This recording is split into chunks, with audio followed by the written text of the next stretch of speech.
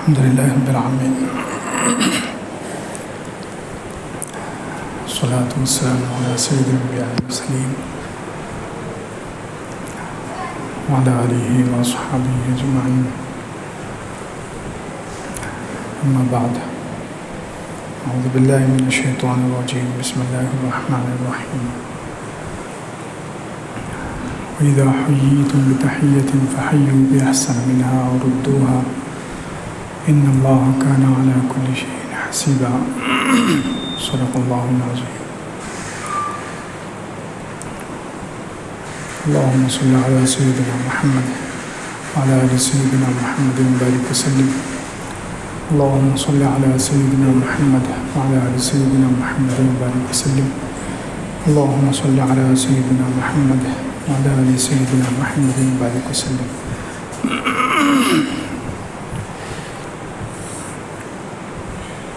ایمان کے شعبوں کا بیان چل رہا ہے الحمدللہ. ایمان کے 60 شعبے بیان ہو چکے ہیں. 61واں شعبہ ہے ایمان والوں سے محبت رکھنا، میل جول رکھنا اور سلام کرنا. جتنے ایمان والے ہیں یہ سب آپس میں بھائی بھائی ہیں. انما المؤمنون اخوہ فاصلحوا بین اخویکم. اللہ رب العزت نے سارے ایمان والوں کو آپس میں بھائی بھائی فرمایا. اس لیے ایمان والوں سے محبت رکھنا اور میل جول رکھنا یہ ایمان کا ایک شعبہ ہے. اس کے لیے جتنے اسباب اختیار کیے جا سکتے ہیں وہ اسباب اختیار کرنا، جس میں سے ایک سبب سلام کرنا ہے. تو ایک حدیث میں حضور اقدس صلی اللہ علیہ وسلم نے ارشاد فرمایا لا تدخلون الجنة حتى تؤمنوا ولا تؤمنوا حتى تحابوا، کہ تم جنت میں داخل نہیں ہوں گے جب تک کہ ایمان والے نہ ہو جاؤ، جب تک کہ مومن نہ ہو جاؤ، اور تم مومن نہیں بن سکتے جب تک کہ آپس میں محبت نہ کرنے لگو. اب اندازہ لگائیے، جنت میں داخل ہونے کے لیے ایمان کا ہونا ضروری ہے، اور ایمان والا ہونے کے لیے سارے ایمان والوں سے آپس میں محبت رکھنا ضروری ہے. یہ مسلم شریف کی حدیث ہے کہ حضور اقدس صلی اللہ علیہ وسلم نے یہ ارشاد فرمایا کہ تم جنت میں داخل نہیں ہو سکتے جب تک کہ مومن نہ ہو جاؤ، جب تک کہ تمہارے پاس ایمان نہ ہو، اور تمہارا ایمان مکمل نہیں ہوگا جب تک کہ تم آپس میں محبت نہ کرنے لگو.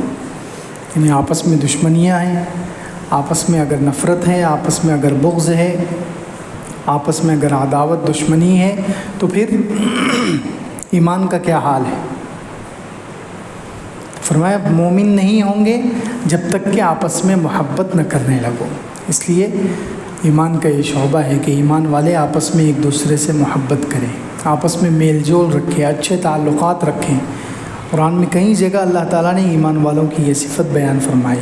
صحابہ کرام کی صفت بیان فرمائی ہے کہ صحابہ کرام آپس میں ایمان والے رحماء بینہم، آپس میں ایک دوسرے پر رحم کرنے والے ہیں. آپس میں محبت ہے اس لیے وہ ایک دوسرے پر رحم کرتے ہیں، اور کافروں کے خلاف وہ سخت ہیں. پھر اسی حدیث میں آگے فرمایا کہ تم مومن نہیں ہو سکتے جب تک کہ آپس میں محبت نہ کرنے لگو. اور آگے فرمایا الا ادلکم علی شیء اذا فعلتموہ تحاببتم افشوا السلام بینکم. کیا میں تمہیں ایسی چیز نہ بتلاؤں کہ اگر تم وہ کرنے لگو تو آپس میں تمہارے محبت پیدا ہو جائے. تو اب خود حضور اقدس صلی اللہ علیہ وسلم نے نسخہ بتا دیا تمام ایمان والوں میں آپس میں محبت اور جوڑ پیدا کرنے کا نسخہ، اور اس کا عمل حضور اقدس صلی اللہ علیہ وسلم نے خود فرمایا ہے. کیا ہے وہ عمل؟ افشوا السلام بینکم، آپس میں سلام کو پھیلاؤ. تو جنت میں داخل نہیں ہوگے جب تک کہ ایمان نہ ہو، اور ایمان مکمل نہیں ہوگا جب تک کہ آپس میں محبت نہ ہو، اور محبت پیدا نہیں ہوگی جب تک کہ سلام نہ پھیلاؤ. تو اس لیے آپس میں محبت رکھنا، میل جول رکھنا، اور اس کے لیے ذریعہ اللہ تعالیٰ نے سلام دیا ہے۔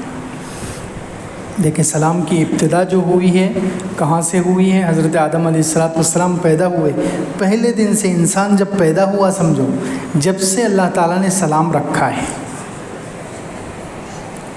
جب سے انسان پیدا ہوا اس دن سے سلام ہے۔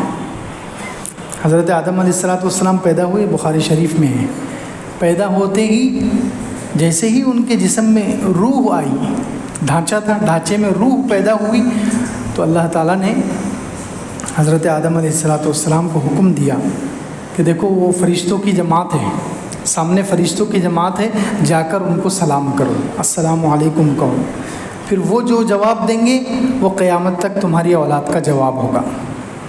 تو حضرت آدم علیہ السلام گئے، فرشتوں کو سلام کیا، السلام علیکم، فرشتوں نے کہا وعلیکم السلام ورحمۃ اللہ، تو پھر وہ قیامت تک جواب ہے۔ تو دیکھیے سلام کی ابتدا کہاں سے ہوئی، سلام شروع کہاں سے ہوا؟ جس دن سے حضرت آدم علیہ السلام پیدا ہوئے، جس دن سے حضرت آدم علیہ السلام پیدا ہوئے وہ جب سے سلام شروع ہوا ہے۔ ہر قوم میں رواج ہے کہ جب آپس میں ملتے ہیں تو کچھ نہ کچھ جملے بولے جاتے ہیں، ہندوؤں میں، یہودیوں میں، عیسائیوں میں، ساری قوموں میں آپس میں جب ملاقات ہوتی ہے تو وہ مصافحہ کرتے ہیں، بہت دن کے بعد اگر ملاقات ہو تو گلے ملتے ہیں اور کچھ نہ کچھ جملے بولے جاتے ہیں، لیکن سب سے اچھے جملے جو ہیں وہ اللہ تعالیٰ نے ہمیں دیے ہیں۔ سب سے اچھے جملے ملاقات کے وقت جو کہے جاتے ہیں، ملنے کے وقت جو کہے جاتے ہیں، وہ اللہ تعالیٰ نے اسلام میں رکھے ہیں، مسلمانوں کو دیے ہیں۔ کسی مذہب میں وہ جملے نہیں ہیں۔ کوئی صبح بخیر کہتا ہے، کوئی شام بخیر کہتا ہے، گڈ ایوننگ، گڈ مارننگ، صبح اچھی ہو، شام اچھی ہو، تو محدود الفاظ اور محدود اس میں دعا بھی نہیں ہے۔ لیکن اسلام میں مسلمانوں کو اللہ تعالیٰ نے ملنے کے وقت کیا کہا کہ تم سلام کرو، السلام علیکم ورحمۃ اللہ وبرکاتہ، جس میں 3 دعائیں شامل ہیں، جس میں 3 دعائیں رکھی گئی ہیں، سلامتی کی دعا، رحمت کی دعا، برکت کی دعا۔ تو سلام ایک تو شروع سے شروع ہوا۔ پھر دوسری بات، حضور اقدس صلی اللہ علیہ وسلم کی امت کو خاص طور سے اس میں خصوصیت دی گئی، اس کو پھیلانے کا حکم دیا گیا۔ تو چونکہ زمانہ جاہلیت میں حضور اقدس صلی اللہ علیہ وسلم کے آنے سے پہلے عام طور پر یہ ہوتا تھا کہ ہر انسان کو دوسرے انسان سے خطرہ رہتا تھا، ہر انسان کو دوسرے انسان سے خطرہ رہتا تھا۔ جب دو لوگ آمنے سامنے سے گزر رہے ہیں، ایک دوسرے سے ٹکرا رہے ہیں، ایک دوسرے کے پاس سے گزر رہے ہیں، تو خطرہ ہوتا تھا کہ کہیں یہ مجھ پر حملہ نہ کر دے، کہیں یہ مجھ پر حملہ نہ کر دے۔ اس طریقے سے ایک دوسرے سے خطرہ ان کو رہتا تھا ہمیشہ۔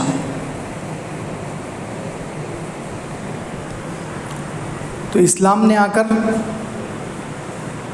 اس کے مقابلے میں ہمیں سلام دے دیا ہے کہ اب انسان جب دوسرے انسان کے پاس سے گزرتا ہے تو سلام کر دیا، اس کا مطلب وہ یہ کہنا چاہ رہا ہے کہ اب تمہیں مجھ سے کوئی خطرہ نہیں، اب میں تم پر حملہ کیا کروں گا، میں تو تمہیں 3 دعائیں دے رہا ہوں۔ پہلے زمانے میں تو خطرہ ہوتا تھا کہ کہیں مجھ پر حملہ نہ کر دے، مجھے لوٹ نہ لے، میرا مال چھین نہ لے، مجھے نقصان نہ پہنچا دے۔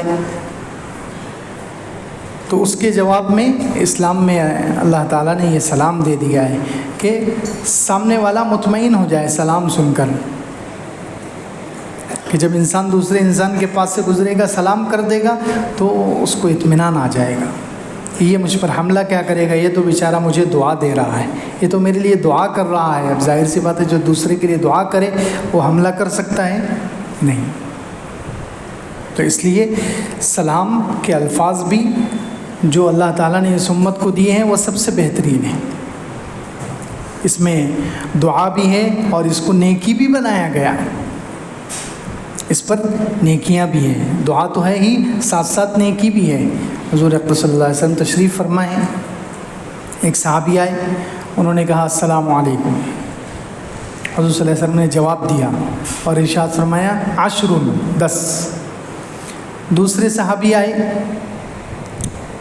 مجمع بیٹھا ہوا ہے، حضور صلی اللہ علیہ وسلم خود تشریف فرما ہے، انہوں نے آ کر سلام کیا، السلام علیکم ورحمۃ اللہ، انہوں نے ایک جملہ ورحمۃ اللہ کا بڑھا دیا، حضور صلی اللہ علیہ وسلم نے جواب دیا اور ارشاد فرمایا 20 تیسرے آئے، انہوں نے سلام کیا، السلام علیکم ورحمۃ اللہ وبرکاتہ، حضور صلی اللہ علیہ وسلم نے جواب دیا اور ارشاد فرمایا 30۔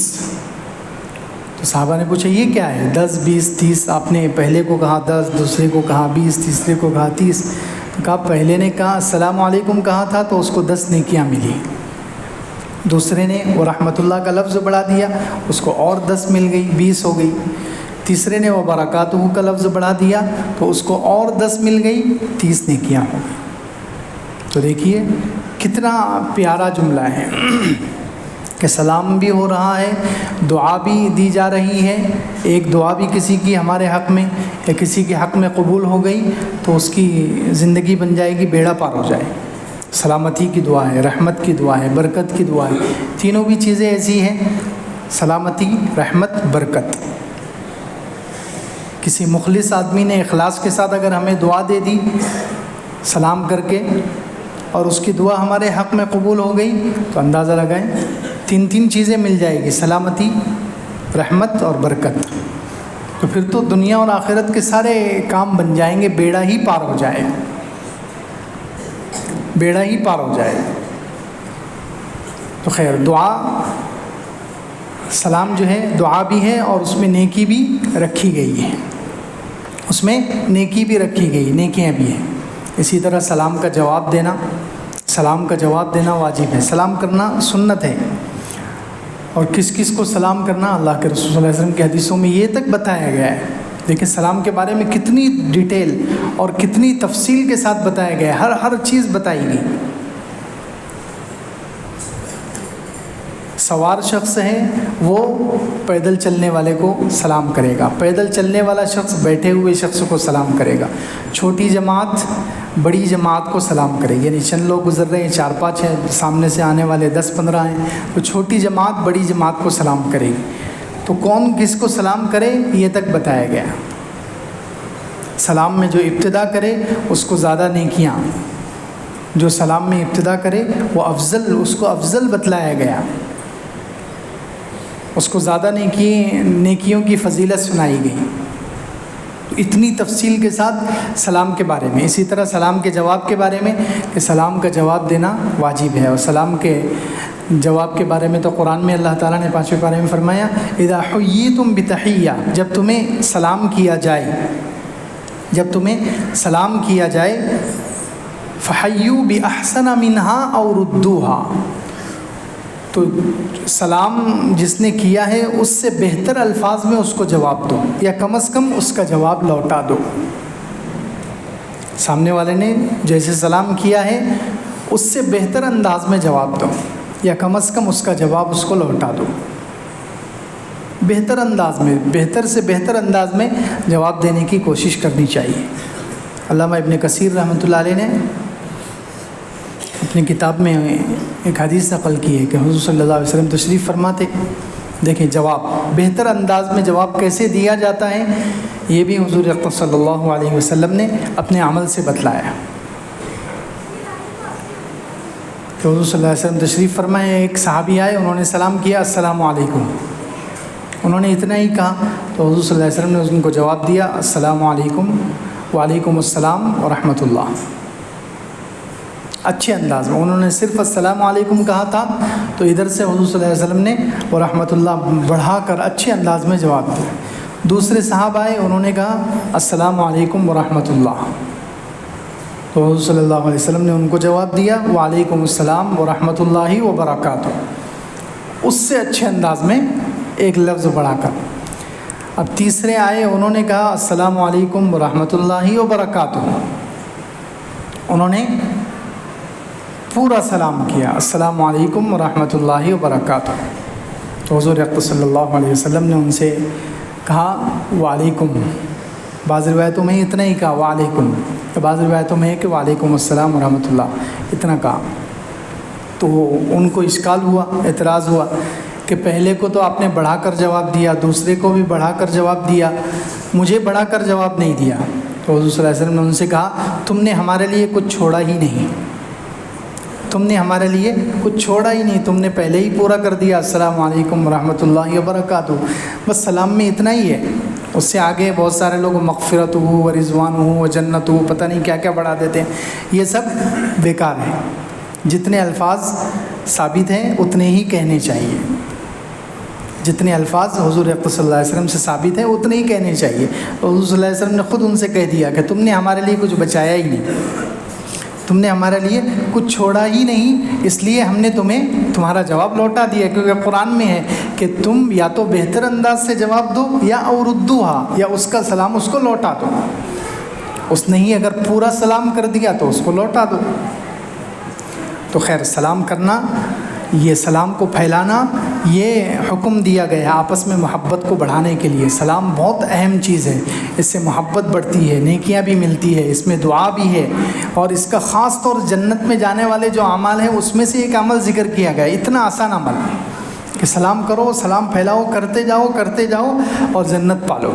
عبداللہ ابن سلام رضی اللہ عنہ کی مشہور حدیث ہے کہ جب وہ مدینہ منورہ میں آئے، حضور اقدس صلی اللہ علیہ وسلم مدینہ منورہ میں پہلی مرتبہ آئے، تو یہ پہلے یہودی تھے، وہ پہلی مرتبہ حضور صلی اللہ علیہ وسلم کی زیارت کے لیے اور آپ کو دیکھنے کے لیے آئے۔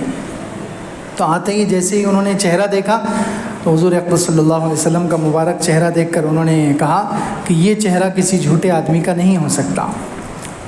پھر اسی وقت مجلس چل رہی تھی، حضور صلی اللہ علیہ وسلم نے اسی مجلس میں جو الفاظ ارشاد فرمائے جنت میں جانے کے لیے، یا ایھا الناس افشوا السلام اطعموا الطعام وصلوا الارحام وصلوا باللیل والناس نیام تدخلوا الجنۃ بسلام، او کما قال علیہ الصلوۃ والسلام، کہ لوگوں سلام کو پھیلاؤ۔ سب سے پہلا جملہ جنت میں جانے کے لیے 4 عمل بتلائے، اس میں سے پہلا عمل افشوا السلام، اطعموا الطعام، کھانا کھلاؤ، وصلوا الارحام، رشتے ناتوں کو جوڑو، صلہ رحمی کرو، رشتہ داروں کے ساتھ اچھا سلوک کرو، وصلوا باللیل والناس نیام، لوگ سو رہے ہوں اس وقت نماز پڑھو، تہجد کی نماز، تدخلوا الجنۃ بسلام، سلامتی کے ساتھ جنت میں داخل ہو جاؤ۔ آسانی کے ساتھ جنت میں داخل ہونے کے یہ 4 اعمال ہیں، آسان اعمال ہیں۔ سلام کو پھیلاؤ، کھانا کھلاؤ، رشتوں کو جوڑو اور تہجد کی نماز پڑھو، سلامتی کے ساتھ، یعنی آسانی کے ساتھ، حفاظت کے ساتھ چلے جاؤ گے، کوئی فتنہ، کوئی شیطان، کوئی تمہیں گمراہ نہیں کر سکے گا، سلامتی کے ساتھ۔ سلامتی کے ساتھ انسان بعض مرتبہ سفر کرتا ہے، آسانی کے ساتھ پہنچ جاتا ہے، کسی نے اس کو چھیڑا نہیں، کسی نے اس کو نقصان نہیں پہنچایا، یہ سلامتی کے ساتھ جنت میں چلے جاؤ گے۔ تو اس میں سب سے پہلا عمل ہے سلام کو پھیلاؤ۔ آج کل قیامت کی علامت ظاہر ہو رہی ہے کہ سلام بہت کم لوگ کرتے ہیں، جان پہچان والے کو کریں گے بس۔ حدیث میں ایک صحابی نے پوچھا ای الاسلام خیر، کون سا اسلام سب سے بہتر ہے، سب سے بہتر اور افضل اسلام کون سا ہے؟ حضور صلی اللہ علیہ وسلم نے کیا ارشاد فرمایا؟ حضور صلی اللہ علیہ وسلم نے فرمایا کہ تم کھانا کھلاؤ، اس میں پہلا عمل ان تطعموا الطعام، کہ تم کھانا کھلاؤ، وتقرؤوا السلام علی من عرفت ومن لم تعرف، او کما قال علیہ الصلوۃ والسلام، کہ تم سلام کرو جسے پہچانتے ہو اسے بھی اور جسے نہیں پہچانتے اسے بھی۔ یہ سب سے بہتر اسلام اس آدمی کا ہے جو کھانا کھلائے اور ہر شخص کو، ہر مسلمان کو سلام کرے، چاہے پہچان ہو یا نہ ہو۔ جو یہ کام کرتا ہے اس کا اسلام سب سے اچھا ہے، اس کا اسلام سب سے بہتر ہے۔ تو اس لیے ہر ایک کو سلام کرنا چاہیے، سلام کو عام کرنا چاہیے، سلام کو پھیلانے کا حکم ہے۔ جنت میں آسانی سے پہنچانے والا عمل ہے، اس میں دعا بھی ہے، اس میں نیکیاں بھی ہے، تو سلام کرنا اور سلام کا جواب دینا، اس کی تکمیل ہوتی ہے مصافحے سے۔ مصافحہ بھی سنت ہے، مستحب ہے، لیکن اصل سلام ہے۔ بعض لوگ مصافحہ تو کرتے ہیں لیکن خالی مصافحہ ہی کرتے ہیں، پھر سلام نہیں کرتے۔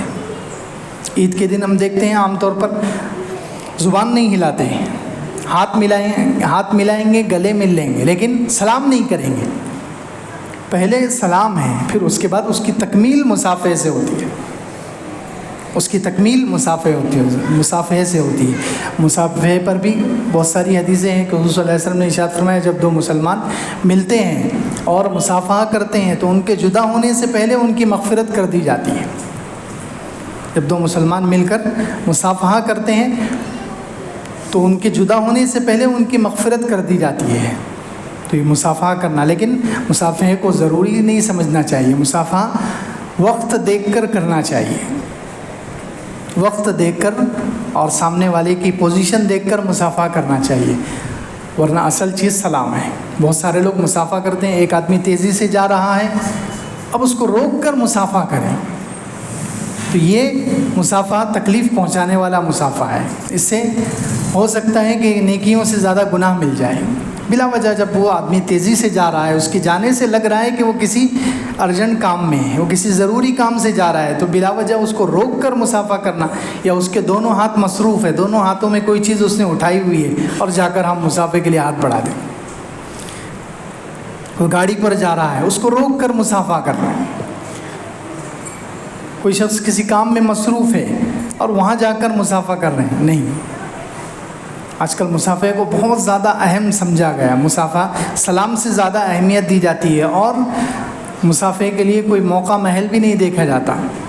تو مصافحہ سنت ہے، لیکن مصافحہ موقع محل دیکھ کر کرنا چاہیے کہ مصافحے کی وجہ سے کسی کو تکلیف نہ ہو، مصافحے کی وجہ سے کسی کو تکلیف نہ ہو. اور مصافحے کا طریقہ کہ دونوں ہاتھ سے مصافحہ کرنا چاہیے، دونوں ہاتھ سے مصافحہ کرنا یہ سنت ہے. امام بخاری رحمۃ اللہ علیہ نے بخاری شریف میں باب باندھا ہے، بخاری شریف میں ایک مستقل باب باندھا ہے، باب الاخذ بالیدین، دونوں ہاتھوں سے مصافحہ کرنے کا باب.